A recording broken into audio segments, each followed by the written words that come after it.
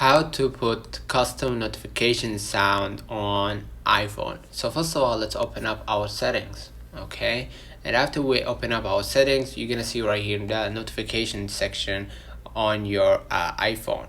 Okay, and you will see sounds and haptics. All right, so I'm gonna go ahead to sounds and haptics right here, and this is when you're actually go ahead and change your default sound and notification. So as you can see right here, ringtone, if you want to change it, you can change it by any soundtrack that you have right here available on your iPhone, or you're gonna just go ahead to your tone store or iTunes to buy one and choose it right here.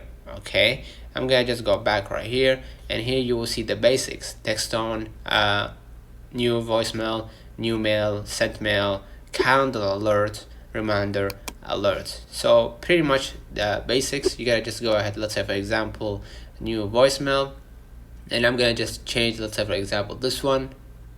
Okay, if we change this one or left it at the default, or I can just go ahead to tone store, and the thing that is amazing about going to iTunes, you can choose whatever soundtrack that you want, buy it for cheap price, maybe $3, maybe $2, maybe $4 for each soundtrack, and after you pay add the payment, it will be added in your section right here.